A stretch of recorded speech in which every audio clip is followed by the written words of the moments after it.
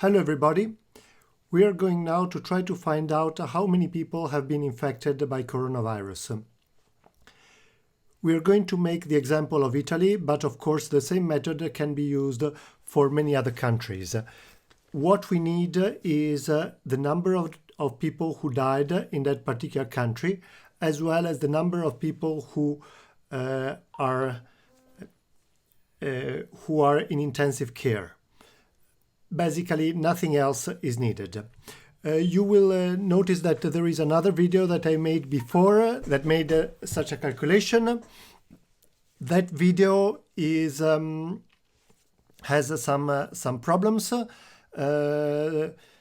Basically, the basic idea is still true, but when I made the calculations better, I realized that there were some errors, and so I made this video, which is and should be much better.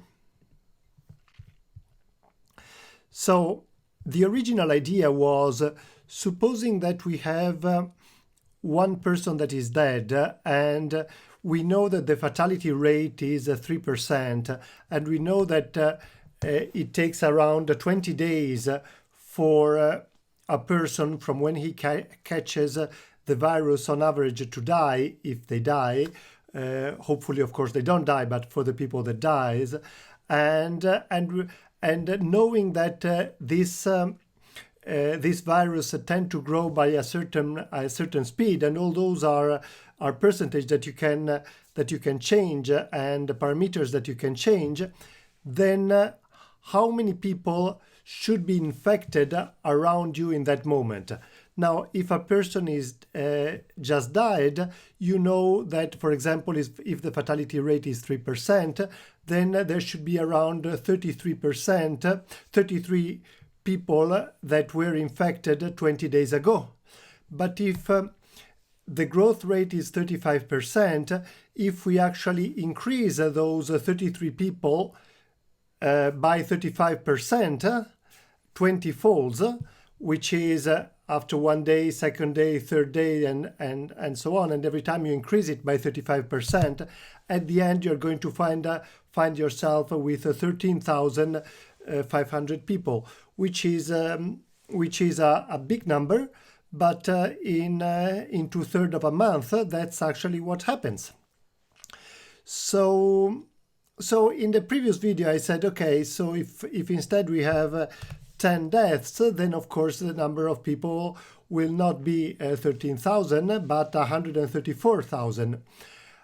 Not exactly, because this is true if the 10 deaths happens in this moment, but when you look at the cases in Italy, meaning the number of deaths, this is actually not all the people that died today, but is in a sense the number of people that died in those days, is the sum of people. So on the 24th, we had 7 people that had died so far.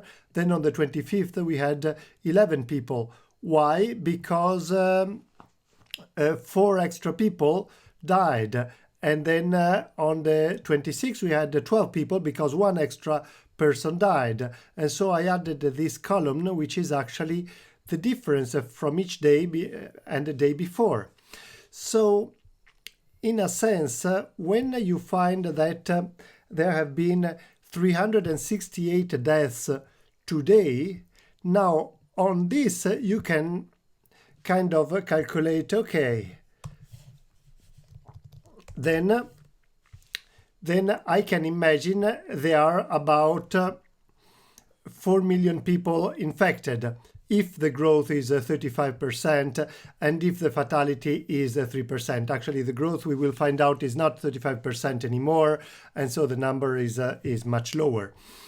So basically, every day that we have a number of deaths, this day gives us a number of cases for that particular day.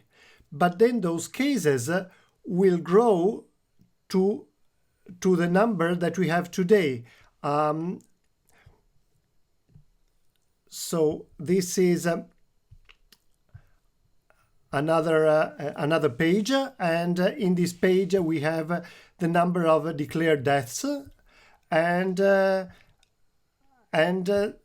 let us suppose that every 18 days that people die on average 18 days after. So 18 rows, because each row here is 1 day. 18 rows before, we had 5 of the people that were infected on that day eventually died. Those are 5 out of 166. So, but the next day, those 166 became 224. And then the next day became 303, and then 409, then 550, and so on, until the last day when they are 37,000. What about the next day? The next day we had 4 deaths, which tells us there were 133 cases. Now, quite surely, those 133 cases are pretty much all within those 224. So the real number of cases is somehow the average of those two numbers. And the third day we have 1 case which gives us 33 deaths, 33 cases, 1 death which gives us 33 cases, and then we have 3 number on which we can make the average, and so on. So basically every day we have a new number that gives us some more information, and then we use this number along the previous one and we make an average, and in this way we try to find out how many people actually have been infected. And so on this first column we actually have the average of those number of people, and here you can see 166, 179, 172, 216, 260, and so on. Now we can do this until when? Well, so we only have data until the 26th of February because 18 days we only have data about the deaths 18 days after the 26th of February, and among the absolute parameters we have placed 18. So this is actually all the data that we are able to find out. But then we can just take this last number and then let it grow by whatever growth rate we expect to have in those days, which would be 20% for the first days. And then at some point the whole Italy became a red zone, and there's probably a much lower growth rate, and we don't know exactly how much that would be. We will have to find out. So this gives us a new column, and this column is the number of projection infection day by day. How many people do we expect that were infected in Italy in that moment? Now, from this number, we can do one extra step. We can say, okay, but if this is the number of people who were infected, and if we know that on average 5% of the people tend to need intensive care after 13 days, then we can use this number to project a number of people in intensive care that we expect to be on a particular date. And this is actually this other column, so 11, 13, 17, 23, 29, 41, and so on. On the other column instead, on the next column, on column H, instead we have how many people actually were declared in need of intensive care. Now, the fact of putting the two numbers side by side permits us to make one cool trick, which is to find the error, that is the absolute difference between how many people we expected to be in intensive care and how many people actually were in intensive care. And this is an absolute number because we don't really care if it is above or below. We just care what the distance is. And this is quite interesting because now we have this page with all the absolute numbers, and we can try to change those numbers and say, okay, what would happen if we change our number from 18 to 19? And the number of infected people changes. So now the total number of infected people is 135,000, whereas if we put it at 18, will be 103,000. So yes, of course, you can put any number you want and find out and say, okay, I expect the time of death to come after 20 days and the people needed intensive care unit after 15 days, the fatality to be 3%, and the growth to be 35%, and so on. And in this case, and then you actually get what is the final number. You see that the last numbers are all the same. That's because, being very optimistic, I expect that once we are all in a lockdown, the virus did not grow anymore. I'm very optimistic. You can, of course, put a different percentage, and then the growth will be there. Now let's see if we can actually find some of those numbers. So the first thing that we need to find out is the starting growth. And the starting growth, we can actually find it simply by watching the growth. This is the number of deaths. And here I've already approximated it with 35%, but let's try something else. Let's say, well, I think that it's actually growing at 29%. So I do this, I go to, and you can see that, well, it's not really, it's just going somewhere else. So, okay, let's try 32%. And, well, that seems to be a little bit better, but not so much. But in any case, this is actually much more plausible.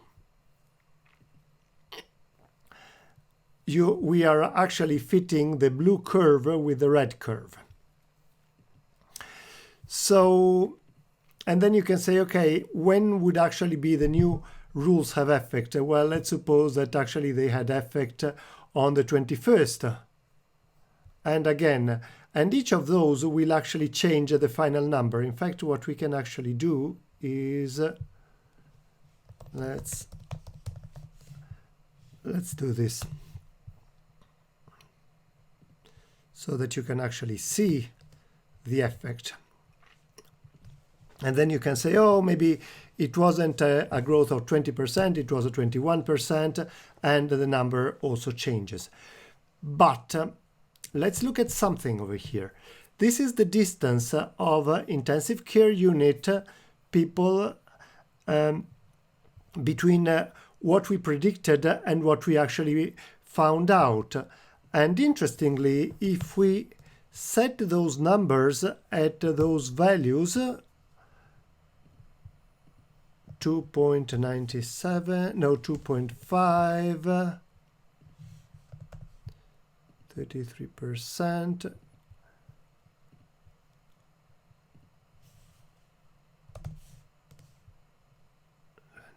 20%.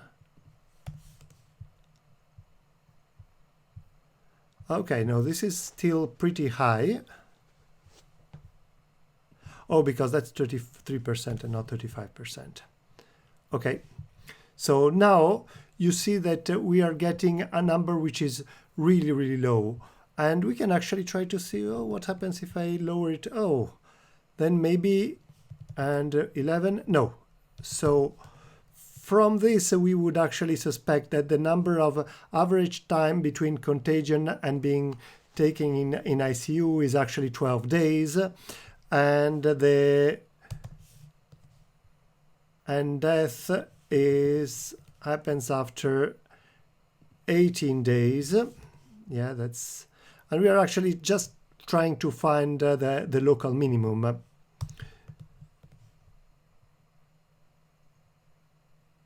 This doesn't change anything, but it changed the distance. So we have a similar value for the distance for the deaths, and this also changed. Interesting. So 2.3, 2.5. Okay, so 2.6. So this is actually giving us an estimate of what would be the best values that would fit the data that we have. So, of course, changing this would actually not change absolutely nothing, because you see it doesn't change here, because we don't have anything in intensive care after this. So there is no. This happened on the 3rd of on the 9th of March, and we need at least 12 days before we actually start to see something, some effects.